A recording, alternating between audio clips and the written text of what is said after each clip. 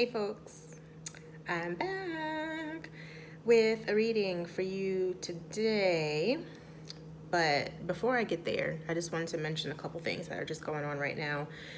As you know, one of the things I keep talking about is Mars retrograde. Mars retrograde, we are still in the shadow. So you will probably still be working through some of the themes that came from that transit. If you are unfamiliar with my videos or you don't know a lot of the happenings that you could have potentially gone through during that transit, here's what some of them are. Mars retrograde. That is a time where we are analyzing and assessing relationships with ourselves and with ourselves and others, determining what we want, what we don't want, revisiting the past. The past might be revisiting us. Maybe you heard from an ex. Maybe a new relationship reminded you of an old relationship and you have to work through those feelings. It was just really putting under a microscope our ways of relating to ourselves and to others. If you did the work, you might be feeling a little bit of relief now. You may have some more clarity about the direction in which you want to go in your interpersonal relationships, and also the direction you need to go in and how to better the relationship you have with yourself. Now, this Mars retrograde was also a time of certain conflict. If you started a fight with someone, you may not recover from it. Your relationship may have dissolved. So a lot of friendships, relationships may have broken down or shut the door, final chapter, closure types of things. And on the flip, maybe some newer relationships may have started up or have gotten stronger, but in any case, it was all about relationships. So there was a lot of feelings of confusion for some people, uncertainty, fear. And now that we're in the shadow period, there should be some alleviation of that, but you're not fully in the clear.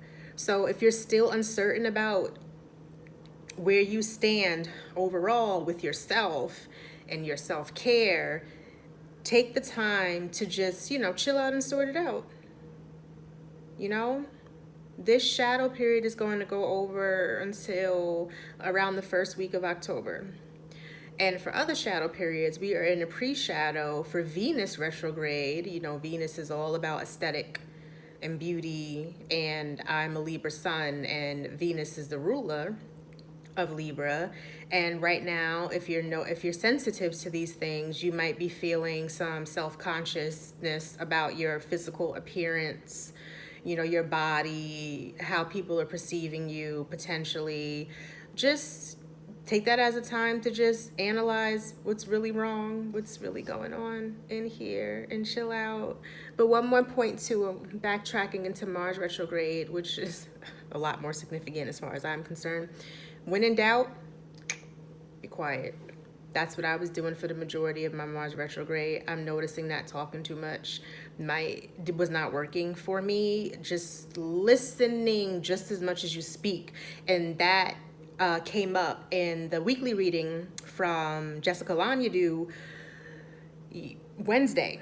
And she mentioned it because right now, Saturn, there's some stuff going on. Saturn is in the mix, and Saturn can make us very irritable and not patient with others, not patient with ourselves, very tense. And that's the trend that I've been seeing for the past couple of weeks.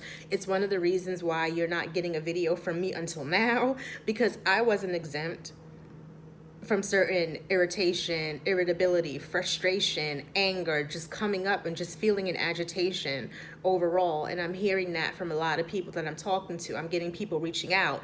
They are venting to me. They are complaining. Be careful about the complaining bit, because when you start complaining, you go down like a rabbit hole. So even when I feel myself feeling agitated about a little bit of too many things, I try to sit back and be like, whoa, let me breathe. Because you can easily get stuck in the loop of complaints. And complaining is super low vibrational. Gossip, as juicy as it can feel like catharsis in the moment, but you can also get dragged in a rabbit hole of gossip. Of course, sometimes we do have things we need to report or say or share. I get it. I mean, it is what it is. But just avoid dragging it out. If you feel the need to keep saying stuff about others consistently, take a step back and analyze what's going on within yourself and within your life, because that is a low vibrational moment. So you might need to do something to self-care yourself to boost things back up, so you're not wallowing in a lower vibration that is excessive gossip. All right. So I got some cards for you, and I did the Whispers of Healing deck, but I'm in my love deck. So let me just pull that so you can see that love deck. So the thing about this love deck is I actually pulled a card for you all almost a week ago. And I was like, I want to incorporate this with my reading, blah, blah, blah. But then, time passed. Saturn kicked me around. But I decided, you know what? I'm going to keep this card because I really wanted to still share that with you. So the card that I pulled for you guys some days ago was Loving All That Is. 22. Now, this is that card that's basically like changing your perspective, and if you're sad or you're hurt, just love it, embrace it, etc. And to me, I kind of feel like that idea on the surface plays into that whole light, light, light, light, love and light, everything is just love, love. That's not true. You're not just going to love everything. Some things are going to get under your skin. I feel like it's less about just loving everything, but it's about having the acknowledgement of all of the benefits and the lessons that have come from things that you didn't love that much. And right after I pulled this card, I was reading some tweets from Daddy Shiva, and he was saying, basically love and hate, it's the same energy. It's just our perception, really. He said you can hate something so much, like hating ignorance, and it can spurn into your love of knowledge. So that's that connection. It is always a balance. You can't have one without the other. It's just about perception. So there might be some things you're not loving right now, but just take the time to understand why you might be experiencing it, why you might be feeling it, and then have gratitude for whatever it is as best you can. And of course, show the love to yourself as well. So if you are sad or tired, just understand that, you can't have a happiness without a sadness. Nothing is going to stay the same forever.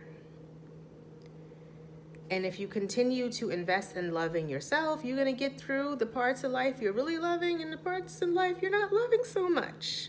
Okay? So the love card that I pulled for today was Ethereal Touch. And this card is saying the importance of our touch physically and also spiritually, and the impact that can make on others, and helping others. I perceive this card to mean, listen, share yourself, give yourself. If you're being offered something, accept it. If you have something you can give to others, accept it. To me, this card says, pick up a cause. There's a lot of social things going on in the world today. And I know we're busy. We have work, we have school, we have families, we have bills, we have all sorts of obligations. Yes, but take up a cause. Help somebody. Donate. Stand for something. They say if you don't stand for anything, you'll fall for anything. Volunteer. That's what I like to do.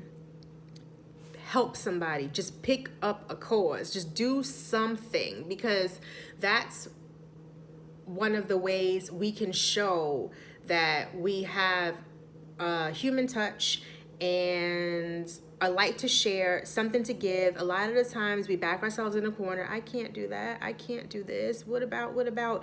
And we want to have everything all lined up perfectly and packaged up in order for us to take that step. You don't have to do that. Take up a cause, help somebody, right? And then the last one is from the healing deck. I just wanted to get an overall pulse about the areas where collectively we may all need to heal right now. And I pulled the card number 50, boundaries. And this is perfect because nothing says I love myself more than establishing boundaries. If someone's always like reaching out to you and they got a lot of overwhelming negative things to say and you can't take it, tell them I can't do this right now, or take a step back. If someone's encroaching on your energy, time too much to the point where you are unable to appropriately self-care yourself, you've got to ask them to take a step back. Or if someone's asking you to do something that makes you uncomfortable, you've got to say, you express yourself. Because anybody who cannot accept a boundary you've set is not someone you should be around. Period. And as much as we can help others and be there for others, we have to understand that we came into this world on our own. You got to put yourself first and your needs first, because that is critical for your self-care. No one says you have to be selfish to anyone. You don't. But it's perfectly okay and healthy to set certain boundaries that people are not permitted to cross, just so you can keep your sanity and your peace of mind. It's perfectly fine. So while we're on the topic of self-care, now that the season is changing, we are moving into Vata season. And if you are familiar with Ayurveda, you know what that means. And for some of you, it can cause a lot of discomfort and issues. So now that the season is changing, I recommend any of you who do not know your Ayurvedic dosha to take a quiz online. You can look up Banyan Botanicals, Banyan, Banyan, and take their quiz for it, because this is a season, you know, fall, winter, where there's a lot of holidays, a lot of things going on, and we get really, really busy. But what the weather is saying to us is it's cold now, it's chilly, chill out, and we're not doing it. And I was studying Dr. Debbie Norris from the Mindfulness Center, and she said we are going against nature, running around, doing all this stuff for the holidays, not sitting still, and then we wonder why we're tired or irritable or our bodies are all out of whack. So learn your Ayurvedic dosha. It's a good time to start adjusting your diet and prep for the cooler weather. Make sure you're getting your rest, hydration. This is my big cup I'm finishing before I head out. Hydration. It's important. Take the time to do that. Carve out the time to care for yourself. Like me, sometimes I get all off course when I start not doing the things I'm supposed to do with my diet. If I had coffee more than a couple times a week, you know, there can be issues. But once you get to understand your constitution and how your body works, you'll be able to identify what's happening with you and take steps to rectify it. So do your best to stay ahead of the curve so you can avoid, you know, illnesses and all of that that goes down with this kind of weather. And really, be happy. Show gratitude and appreciation. All of that. All right, everyone. I'll talk to you soon. Namaste.